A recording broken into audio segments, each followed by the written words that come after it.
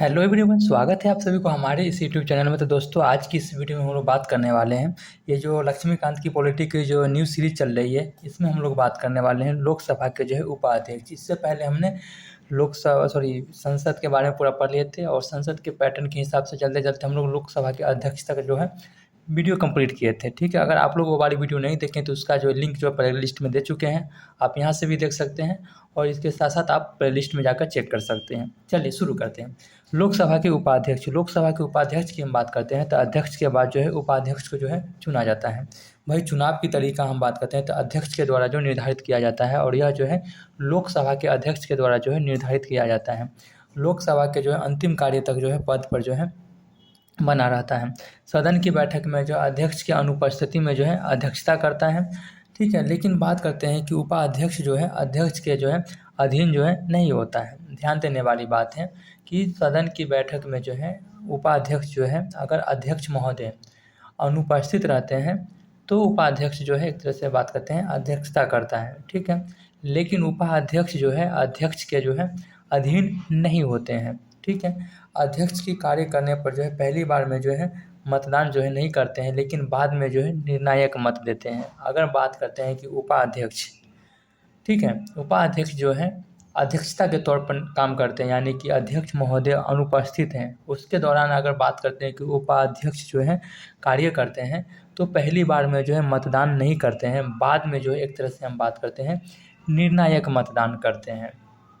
ठीक है, हटाने के प्रस्ताव पर जो है पीठासीन अधिकारी नहीं होते हैं। जैसे कि लोकसभा के अध्यक्ष की जो हटाने के प्रस्ताव अगर हम बात करते हैं विचाराधीन है तो भी जो है पीठासीन अधिकारी नहीं होते हैं। तो इसी प्रकार से जो है लोकसभा के जो है उपाध्यक्ष के बारे में भी बताया गया है। अब हम बात करते हैं कि यदि उपाध्यक्ष किसी समिति के अगर अध्यक्ष हैं तो बस स्वाभाविक रूप से जो है उस समिति के जो है अध्यक्ष होंगे। ठीक है, हालांकि ये भी जो है लोकसभा के जो है सदस्य ही होते हैं। ठीक है, लेकिन उन्हीं में से जो इनका जो चुनाव किया जाता है। अरे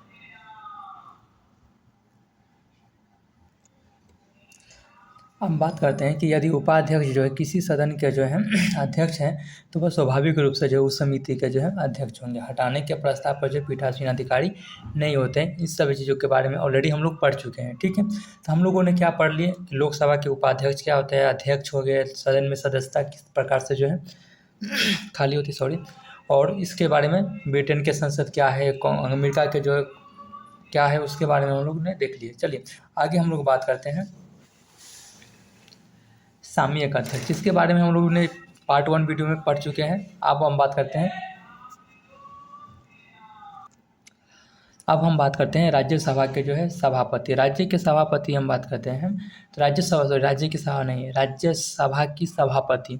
तो राज्यसभा की सभापति की हम बात करते हैं तो ये जो है देश के जो है उपराष्ट्रपति होते हैं। ठीक है, बात करते हैं कभी भी जो है संयुक्त बैठक में नहीं बैठते हैं, भाग नहीं लेते हैं। यानी कि जब लोकसभा और राज्यसभा के जो संयुक्त बैठक होता है तो उसमें जो है राज्यसभा के जो सभापति होते हैं वो जो है भाग नहीं लेते हैं। हालांकि एक बात ध्यान रखने वाली बात यहाँ पर यह है कि जो संयुक्त बैठक में जो है अध्यक्षता जो है लोकसभा के जो है अध्यक्ष के द्वारा जो है किया जाता है।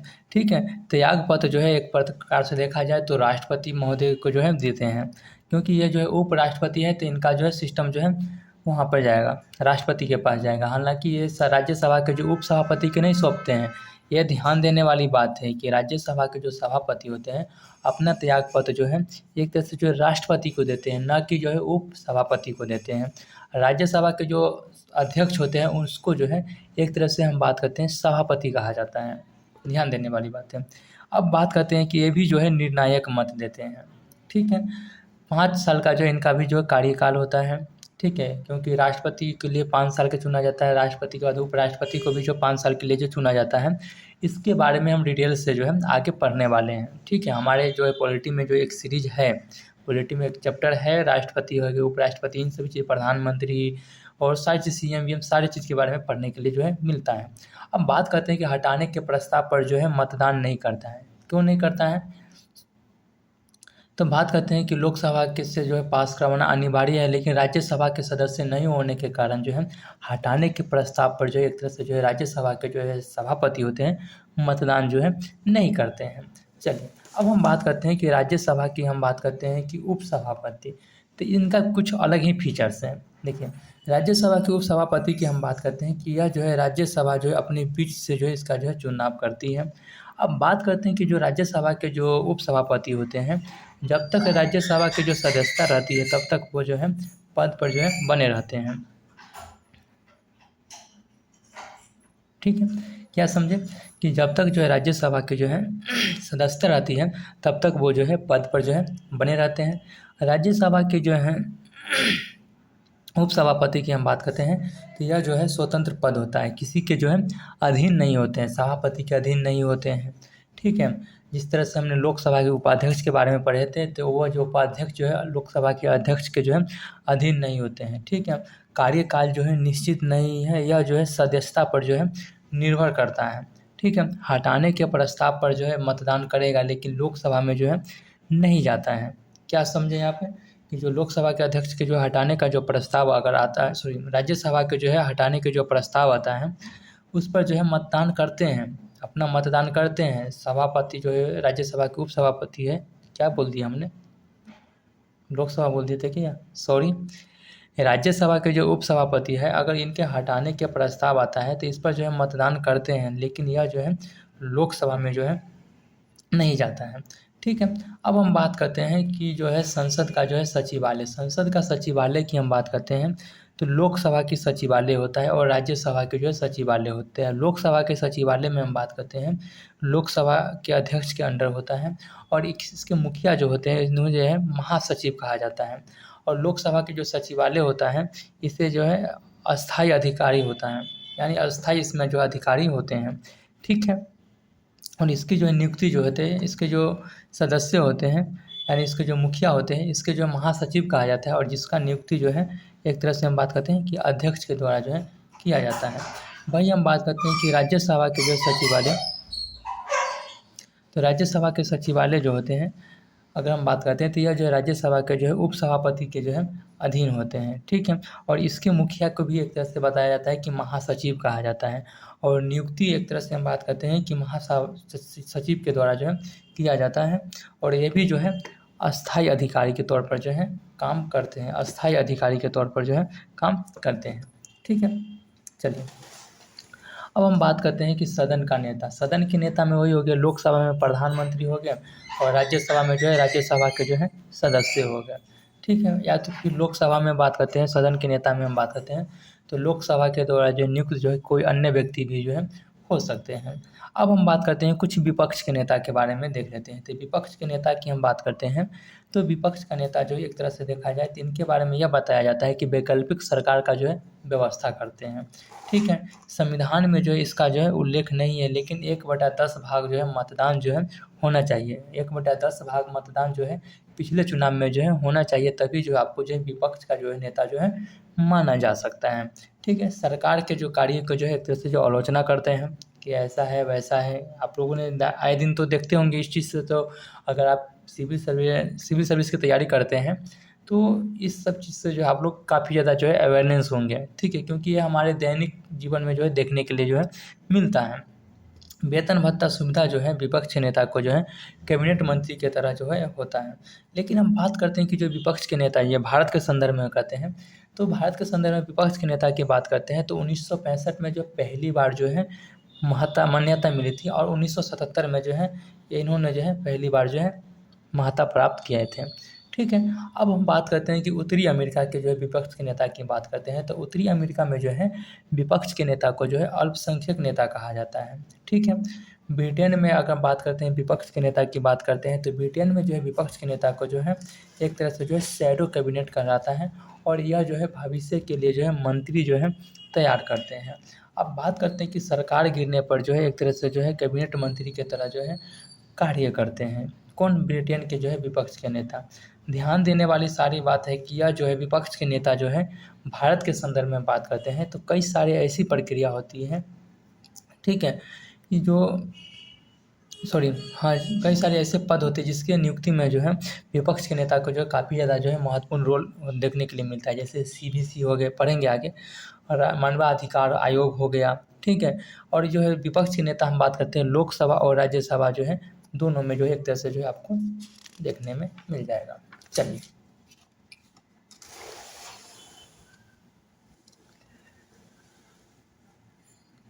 बीहब सचेतक की हम बात करते हैं तो बीहब सचेतक क्या होता है, इसका भी जो है संविधान में जो है उल्लेख नहीं किया गया है। ठीक है, लेकिन हम बात करते हैं कि यह जो है दल बदल नेता को जो है कंट्रोल करती है। और बीहब सचेतक जो एक तरह से हम बात करते हैं होता है किसके पास, सत्ताधारी नेता के पास। वहीं दूसरी तरफ हम बात करते हैं विपक्ष नेता के पास होता है। ठीक है, अब बात करते हैं बीहब सचेतक के संदर्भ में यह बताया जाता है कि यह जो है सदन में जो उपस्थित संबंधित मुद्दों को जो है बनाए रखने के लिए जो है वो होता है। अगर कोई सदस्य बीहब के खिलाफ जाते हैं तो उनके ऊपर जो है कार्रवाइयाँ जो है की जाती हैं। ठीक है, अब बात करते हैं कि संसद के सत्र में हम बात करते हैं कि बजट सत्र हो गया, मानसून सत्र हो गया और शीतकालीन सत्र हो गया। बजट सत्र जिसका जो है जो कौन सी मंथ से चालू होती है, तो फरवरी से लेकर जो है मई तक होती है। मानसून सत्र जो है जुलाई से सितंबर तक होती है और शीतकालीन सत्र जो है नवंबर से लेकर दिसंबर तक होता है। चलिए आगे हम देखते हैं आगे क्या है। हम बात करते हैं कि जो संसद के जो सत्र होता है इसमें जो है दो कैटेगरी जो है देखने के लिए मिलता है, जिसमें हम बात करते हैं स्थगन हो गए, दूसरी तरफ हम बात करते हैं सत्रावसान हो गए।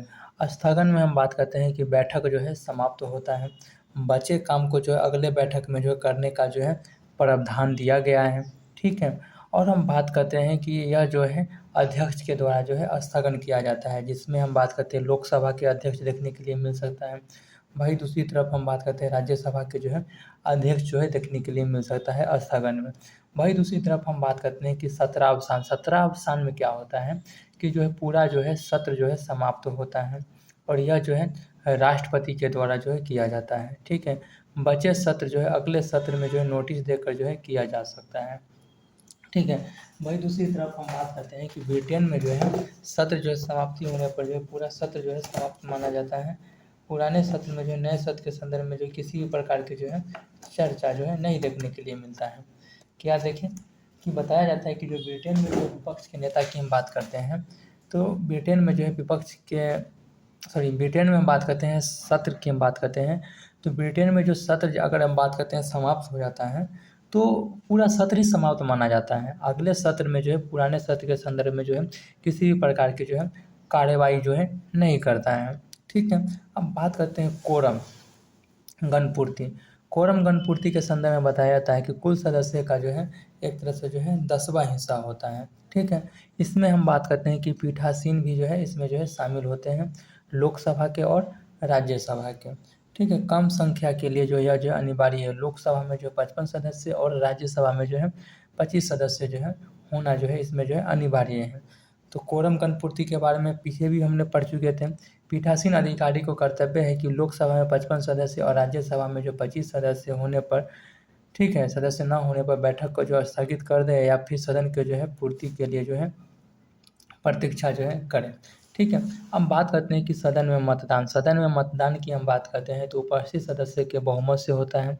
कुछ मामले में जो है विशेष बहुमत के द्वारा जो है होता है, जैसे कि संविधान संशोधन हो गया। या वही दूसरी तरफ हम बात करते हैं कि महाभियोग में विधेयक पर मतदान की हम बात करते हैं तो पहले चर्चा होता है, उसके बाद जो अध्यक्ष के द्वारा जो है राय मांगा जाता है। अगर बात करते हैं कि कोई भी मतलब कि जो है अध्यक्ष के द्वारा जो है सदस्य से जो है एक तरह से जो है राय मांगा जाता है। सदन में मतदान के बारे में हम लोग पढ़ रहे हैं तो उपस्थित सदस्य की बहुमत से होता है। कुछ मामलों में जो है विशेष बहुमत के द्वारा होता है, जैसे कि संविधान संशोधन में हो गया, महाभियोग में हो गया।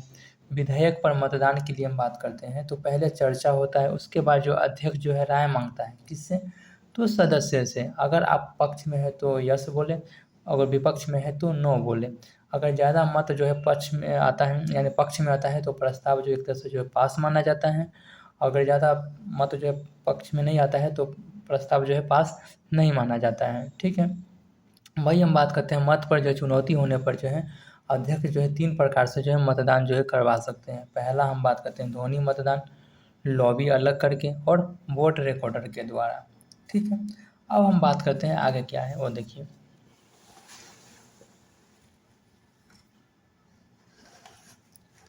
मंत्री का अधिकार में हम बात करते हैं कि दोनों सदन में जो बैठते हैं, लोकसभा में और राज्यसभा दोनों में जो है मंत्री जो है बैठते हैं। लेकिन हम बात करते हैं विचार की, हम बात करते हैं तो विचार जो है लोकसभा में भी दे सकते हैं और राज्यसभा में भी दे सकते हैं।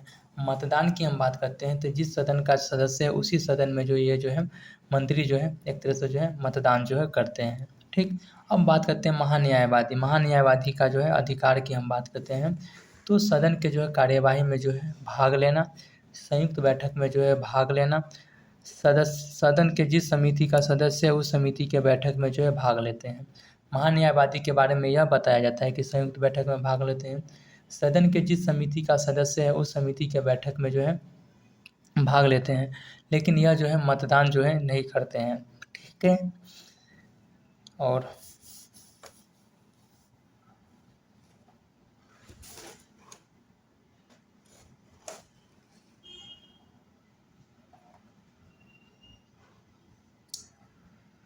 संसद की हम बात करते हैं, भाषा देख लेते थोड़ा। तो संसद में जो है भाषा की हम बात करते हैं तो संसद में भाषा जो है अंग्रेजी भी है, हिंदी भी है, और एक तरह से हम बात करते हैं पीठासीन अधिकारी को जो ये अधिकार है कि लोगों को जो है अपने मातृभाषा में जो है बोलने दें। ठीक है, वही दूसरी तरफ हम बात करते हैं कि अनुवाद की जो है व्यवस्था भी देखने के लिए जो है मिलता है। ठीक है, चलिए आगे बात करते हैं।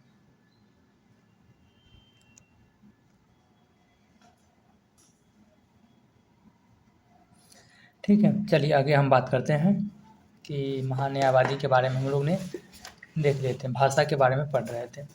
अब बात करते हैं कि सदन की जो है कार्यवाही। सदन की कार्यवाही में हम बात करते हैं कि प्रश्नकाल हो गए और शून्यकाल हो गए, दो तरह से हमें देखने के लिए मिलता है सदन की कार्यवाही में। प्रश्नकाल की हम बात करते हैं, जो टाइम पीरियड होती है 11 बजे से लेकर जो है 12 बजे तक होता है। यह जो है लोकसभा और राज्यसभा जो है दोनों में होता है। प्रश्नकाल में क्या होता है कि सदस्य द्वारा जो है प्रश्न पूछा जाता है और मंत्री के द्वारा जो है उत्तर दिया जाता है, यानी कि जो है जवाब दिया जाता है। अब प्रश्नकाल की हम बात करते हैं तो प्रश्नकाल जो है 3 प्रकार के होते हैं, जैसे कि हम बात करते हैं तारांकित प्रश्न हो गए, अतारांकित प्रश्न हो गए और अल्पकालिक प्रश्न हो गए। तारांकित प्रश्न में हम बात करते हैं इसका उत्तर जो है मौखिक दिया जाता है और यह जो है 15 दिनों के जो है बाद दिया जाता है। तारांकित प्रश्न में हम बात करते हैं कि पूरक प्रश्न जो है पूछा जाता है और यह जो है हरे रंग में होता है। वही अतारांकित प्रश्न में हम बात करते हैं इसका उत्तर जो है 15 दिन के बाद जो है दिया जाता है। ठीक है, लेकिन इसका उत्तर जो है लिखित दिया जाता है। ठीक है, इसमें हम बात करते हैं कि पूरक प्रश्न जो है नहीं पूछा जाता है और यह जो है अतारांकित प्रश्न यहाँ पर पर लिखकर ऐसे किए हैं, यहाँ पर प्रश्न होगा। ठीक है, तो अतारांकित प्रश्न में हम बात करते हैं कि इसका उत्तर जो है 15 दिन के बाद दिया जाता है, लिखित दिया जाता है, यह जो है सफ़ेद रंग में होता है। और अल्पकालिक प्रश्न में हम बात करते हैं तो इसका उत्तर जो है 10 दिन के बाद दिया जाता है और मौखिक उत्तर दिया जाता है और यह हल्के गुलाबी रंग में होता है, पूरक प्रश्न पूछा जाता है। तो आप लोगों को मैं यहाँ पे मतलब कि कन्फ्यूजन जो है उसको हम ख़त्म करना चाहते हैं, जिसमें आपको पूरक प्रश्न पूछा जाएगा, ठीक है, उसका उत्तर मौखिक दिया जाता है। पूरक प्रश्न क्या होता है, तो पूरक प्रश्न होता है निर्णय पर प्रश्न पूछना। जैसे कि हमने ये निर्णय लिया कि हाँ 25 मई को यूपीएससी की पेपर है, ठीक है, तो हम क्या बोलेंगे कि भाई 25 मई को ही यूपीएससी के पेपर क्यों हैं। ठीक है, इसका बहुत सारा रीज़न है, जैसे कि 25 मई को संडे है। ठीक है, तो इस तरह से होता है कि पूरक प्रश्न में सवाल पूछा जाता है। चलिए अब बात करते हैं प्रश्न काल। देख लिए शून्य काल की हम बात करते हैं तो शून्य काल में हम बात करते हैं कि इसका जो टाइम पीरियड जो है 12 बजे से लेकर जो है 1 बजे तक होता है। ठीक है, यह जो एक तरह से बताया जाता है कि अनौपचारिक साधन है, इसका उत्तर देने के लिए जो है समय जो है नहीं दिया जाता है। ठीक है, और यह जो है बिना पूर्व सूचना के जो है मामला जो उठा सकते हैं इसके जरिए। संसद में जो है संसदीय प्रक्रिया में इसका हम बात करते हैं तो संसदीय प्रक्रिया में जो इसका जो है उल्लेख जो है नहीं है। और बात करते हैं जो शून्यकाल है, शून्यकाल जो है एक तरह से जो है भारत की देन है, जो कि 1962 से है। और प्राइवेट मेंबर्स क्या होते हैं, तो प्राइवेट मेंबर से भी जो है प्रश्न पूछा जाता है और यह जो है पीले रंग में होता है। ठीक है, और प्राइवेट मेंबर के बारे में यह बताया जाता है कि मंत्री नहीं होना लेकिन सांसद के सदस्य होते हैं, यानी कि कैबिनेट मंत्री नहीं होते हैं लेकिन सांसद होते हैं, संसद नहीं सांसद होते हैं। ठीक है, और मैं बता रहा हूँ कि 1 जनवरी की जो हमारा जो द हिंदू का जो न्यूज़पेपर के जो हमने एनालिसिस किए थे उसमें जो है प्राइवेट मेंबर्स बिल की जो है ऊपर हम लोग ने बात किए थे। अगर आप लोग वो वाली वीडियो नहीं देखे हैं तो करंट अफेयर्स की हम सीरीज चला रहे हैं, तो वहाँ पर बताया गया था कि प्राइवेट मेंबर्स बिल को जो है एक पर जो सुनवाई जो है लोकसभा में 9 घंटे और राज्यसभा में जो है किसी प्रकार से कुछ ही कम घंटे का समय दिया जा रहा है। अभी तक जो 14 ही प्राइवेट मेंबर्स की बिल जो है पास हुआ है। तो करेंट अफेयर्स भी हमें जो है साथ में टच करके चलना पड़ेगा, ठीक है। तो वहाँ पर प्राइवेट मेंबर्स बिल के बारे में अच्छा खासा देख लेते हैं और वहाँ भी पढ़ सकते हैं। और मैं बोलूँगा कि अगर इससे साथ साथ आप करंट अफेयर्स की भी सीरीज चल रहे हैं, बहुत ही यूजफुल रहेगा। चलिए, तो यहाँ तक ने देख लिया।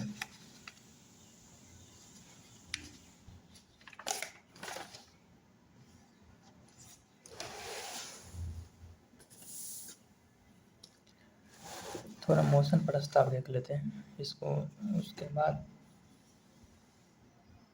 चलिए दोस्तों, आज की वीडियो को फिर हम यहीं पे विराम देते हैं। अगली जो वीडियो होगी हमारी शुरुआत जो होगी उसमें हम लोग मोशन यानी प्रस्ताव से जो है, ठीक है, उस देखेंगे क्या क्या फीचर्स हैं। लंबा वीडियो हो जाएगी और डाटा भी थोड़ा एक्सेस कम पाएगी। आप लोग चैनल पर नए हैं तो चैनल को सब्सक्राइब कीजिए, प्रॉपर नोट्स बनाइए, दोस्तों को पास शेयर कीजिए। बहुत ही तगड़ा नोट्स मिलेगा, सभी चीज़ का नोट्स मिलेगा। धन्यवाद।